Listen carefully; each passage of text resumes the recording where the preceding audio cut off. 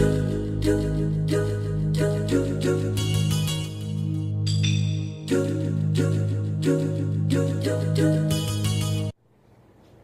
guys, Jared here. I know it's a little bit dark. It's because I just got in from work and I'm going to steal a cat. This is the little one. I'm sure you guys by now have heard the big news, which is that Microsoft has basically removed the Kinect from Xbox One. Yes, it wasn't mandatory ever since launch, but it's now literally removed. There's going to be a SKU that's going to be released, I believe it's June 4th, that will not include the Kinect. And it will instead just be a lovely old Xbox One, and it will be for the low price of $399, which is the same price as a PlayStation 4. That's huge. I mean, that's astronomically huge news. Because let's be honest, the Xbox One has been trailing the PlayStation 4 ever since launch. And I think really what did it was the fact that the PlayStation 4 outsold the Xbox One when Titanfall launched. And yeah, I'm pretty sure that's what did it. They were like, okay, that's enough. Like, we can't take the chance that this is going to continue, because if the PlayStation 4 continues to outsell us in North America, we're going to have a really big problem. So yeah, that's major news, but that's only one. There's three parts here. The second part is that they removed the gate from a lot of their services. For example, if you wanted to go on Netflix, Hulu, all those types of things, you were required to be an Xbox Live Gold member. And I never understood that, because if you're going to pay for additional services, shouldn't they be free? Why should it be gated behind Xbox Live? Like, that never made sense to me, ever. So I'm really happy that that's done away with now, because I actually have friends that, believe it or not, bought like an Apple TV and other devices like that specifically to access Netflix. Well, now you don't need to. Then there's also the fact, the third bit of news here, and it's big, is the fact that they've pretty much copied the PlayStation Network.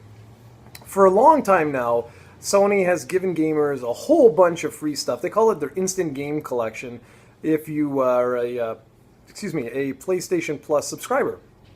Well, now they're basically doing that with Xbox Live. Now, I know what you're going to say. Wait a minute, there was already games for gold, which is true, but that was only for the 360. Now it's sounding like it's going to be much more robust. It's going to be for 360 and for Xbox One, and it's going to be more than just, like, oh, well, here's something. It's developing this story, but it does sound like it's going to be a little bit more robust along the lines of what Sony's doing with PlayStation Plus.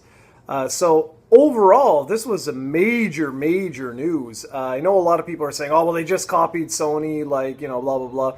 But look, guys, that's the whole point, right? That's what we want. We want these two systems to go head-to-head. We don't want one to pull ahead and become like the dominant leader because they can get lazy. So I look at this as a very good thing, because this is going to cause Sony to basically have to step back and say, like, okay, whoa, that was some major news. They're basically like, there's console parity now. Yes, the PlayStation 4 is a little bit more powerful than the Xbox One, but outside of that, these two machines are literally identical now in terms of the software services and things like that. Like, they're very close. So I thought that was really interesting. I mean, it's a good spin Microsoft can use on this and say, basically, well, look, we listened to all of you. You said you didn't want Kinect, so we're removing Kinect.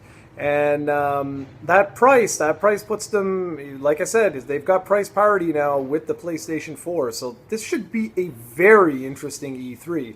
The fact that Microsoft has already announced this stuff now, prior to E3, leads me to believe, anyway, they're going to have a really good show. If they focus on games, they might just have a shot at coming back at Sony. I don't know what the latest numbers are, so I don't know how far ahead Sony has been pulling as of late, but remember, this is a console war, so you should expect things like this. And like I said, I'm really happy, and I'm hoping that this shows Sony, like, okay, guys, like, we've got to really continue what we've been doing. We've got to pump out, again, games, and there we go. And then there's Nintendo too in all this. I'm really curious to see what they're going to have for E3.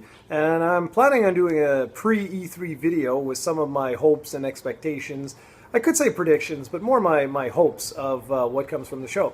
So anyways, I just want to do a really quick video for this. Again, sorry for the lighting. It's really dark in here today for some reason. And anyways, what did you guys think of this big, huge, massive Xbox news? For me, like I said, I think this is all good. I've had my Xbox One since day one. But for those that were on the fence, are you now thinking of picking up a PlayStation, an Xbox One, or have you already decided that you're buying or have already bought a PlayStation 4 and you're satisfied with that, you're going to keep that?